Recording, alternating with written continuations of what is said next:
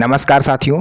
आज की इस वीडियो में मैं आप सभी बुजुर्गों को एक बहुत महत्वपूर्ण सूचना देने जा रहा हूं, क्योंकि अगर आपकी उम्र 60 साल हो चुकी है तो आज आपको मैं बताऊंगा कि सुप्रीम कोर्ट की तरफ से ऐसा कौन सा गिफ्ट है, ऐसी कौन सी चीज़ है जो बुजुर्गों को दे दी जा रही है, ताकि आपको ये पता चल सके कि आपके अधिकार क्या क्या हैं। तो वीडियो को बहुत ज़्यादा ध्यान से देखिएगा, बहुत ही महत्वपूर्ण वीडियो है ताकि आपको पूरी क्लियर जानकारी हो पाए, इसीलिए मैं इस वीडियो को बना रहा हूँ। तो चलिए वीडियो को स्टार्ट करते हैं और एक एक करके सभी पॉइंट्स को विस्तार से समझते हैं।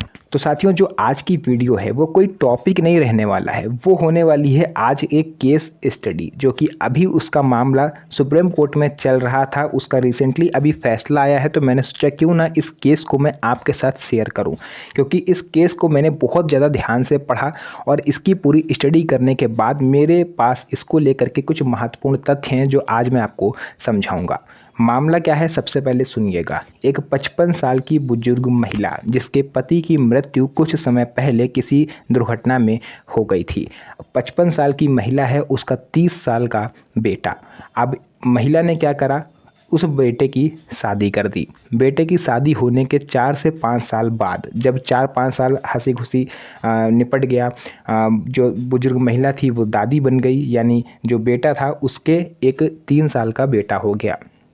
यानी अब बुजुर्ग महिला जो है वो 60 साल की हो चुकी हैं, पूरी हो चुकी हैं और अच्छे तरह से अपने घर में रह रही हैं।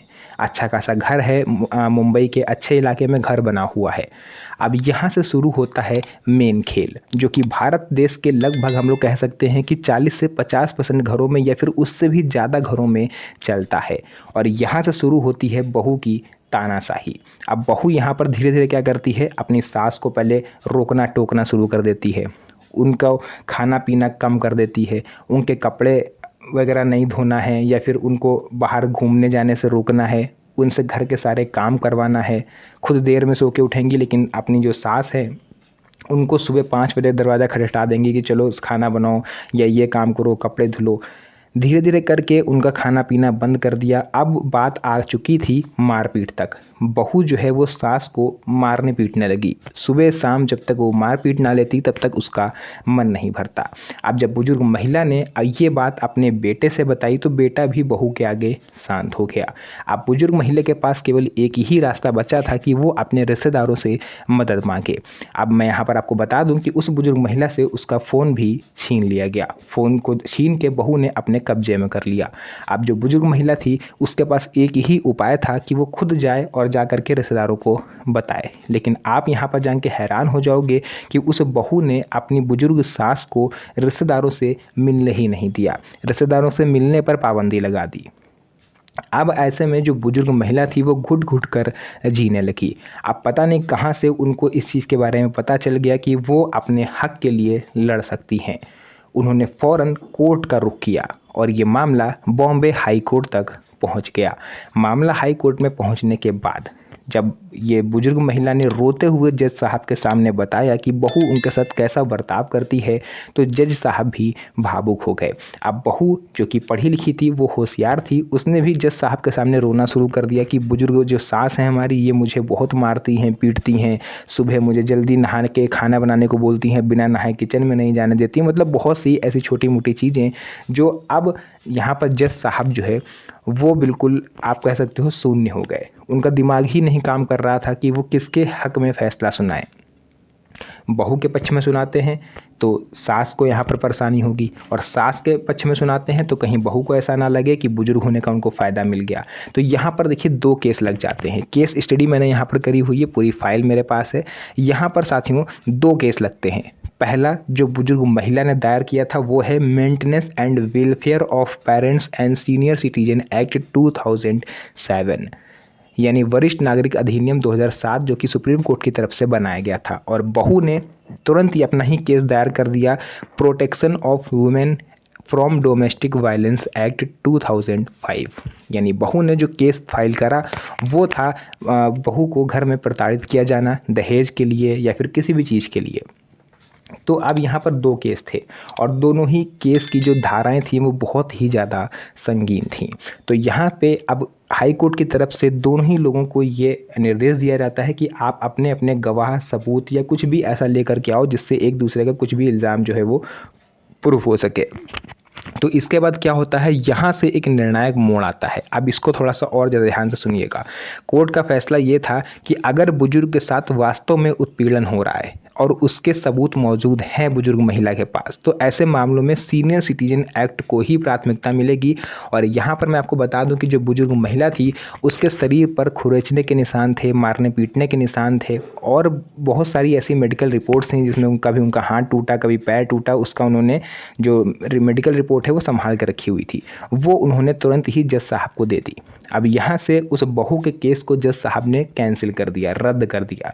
यहाँ से प्राथमिकता मिलती है सीनियर सिटीजन एक्ट 2007। तुरंत ही हाई कोर्ट की तरफ से ये आदेश दिया गया बहू को कि आप फ़ौरन घर खाली करिए। अगर बुजुर्ग महिला नहीं चाहती हैं कि आप उनके घर में रहो तो आपको ये घर खाली करना होगा। और बुजुर्ग महिला ने ये दरख्वास्त लगाई कि बेटे बहू से घर खाली करवाया जाए, हम आराम से सुकून से रहना चाहेंगे और हमें गुजारा भत्ता दिया जाए। तो हाई कोर्ट ने बेटे बहू को आदेश दिया कि आपको 2 महीने के अंदर घर को छोड़ना है और अपनी माताजी को मरते दम तक, जब तक वो जीवित हैं, आपको उन्हें गुजारा भत्ता देना होगा। इतना हो जाने के बाद साथियों मैं आपको बता दूं कि जो बुजुर्ग महिला थी वो यहाँ से केस जीत चुकी थी और बहू को ये समझ में आ गया था कि उनकी होशियारी अब नहीं चलेगी। तो अब यहाँ से मैं आपको बताता हूँ, ये केस हारने के बाद लगभग 1 महीना भी नहीं बीता था कि बहू ने फिर से अपनी सास पर केस कर दिया। और वो इस बार जो केस था वो था संपत्ति पर अधिकार, यानी बुजुर्ग जो महिला थी उससे उनका घर छीनने के लिए बेटे और बहू ने ये फैसला लिया। ये तिकड़म अपनाया, वकील से राय मशवरा करा और एक नया केस ठोक दिया कि हमें अपने घर में हिस्सा चाहिए, क्योंकि ये घर उनके पिताजी के नाम पर था। तो उस हिसाब से देखा जाए तो वो घर पर बेटे का अधिकार था। लेकिन कोर्ट ने यहाँ पर यह पाया, मैं आपको पहले बता दूं कि सीनियर सिटीजन एक्ट 2007 जब लग जाता है तो एक एक चीज़ की जांच करी जाती है। उस घर की जांच करी गई। मैं आपको यहाँ पर बता देना चाहता हूँ कि अगर घर पुश्तैनी है, घर हो, ज़मीन हो, दुकान हो, कोई भी प्रॉपर्टी हो, अगर वो पुश्तैनी है यानी पूर्वजों के समय से चली आ रही है, तो फिर उस पर अधिकार बेटे का ही होगा, आपका अधिकार नहीं होगा, क्योंकि वो पुश्तैनी है। लेकिन अगर वो घर आपने खुद की कमाई से बनाया है, खुद की मेहनत से बनाया है, तो फिर उसमें चाह कर भी बेटा आपसे अधिकार नहीं मांग सकता।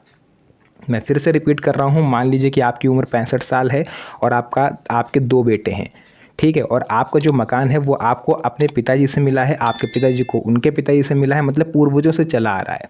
तो फिर उसमें आपका हक नहीं है, उन 2 बेटों का हक है और आपके ना चाहने पर भी वो कानूनी रूप से उसको ले सकते हैं। बट अगर वो घर आपने अपनी मेहनत की कमाई से बनाया है, एक एक खून पसीने की कमाई से बनाया है, तो फिर उन बेटों का हक उस पर नहीं है। आप चाहो तो उन्हें दे सकते हो और आप चाहो तो उस घर को दान कर सकते हो, किसी तीसरे को गिफ्ट कर सकते हो, बेटों को ना दे करके। ये आपका पर्सनल मैटर है। लेकिन अब यहाँ पर दिक्कत ये थी कि जो बुजुर्ग महिला थी उसका जो घर था वो पुश्तैनी था।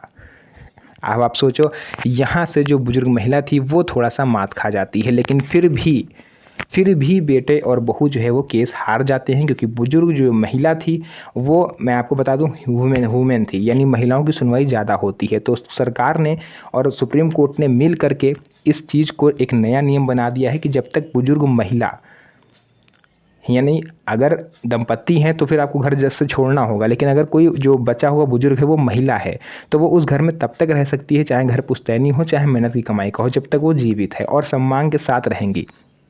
तो फिर क्या था, कोर्ट ने फ़ौरन ये फैसला सुनाया कि बेटा बहू फिलहाल उस घर में नहीं रहेंगे। अगर बुजुर्ग महिला की इच्छा नहीं है तो वो उसमें नहीं रहेंगे, क्योंकि सीनियर सिटीजन एक्ट 2007 एक ब्रह्मास्त्र है आप सभी बुजुर्गों के लिए। अगर आप नहीं चाहते हो कि ये बंदा हमारे साथ रहे तो वो नहीं रहेगा, और अगर आप चाहते हो कि वो आपके साथ रहे तो उसे कोई भी आपसे अलग नहीं कर सकता।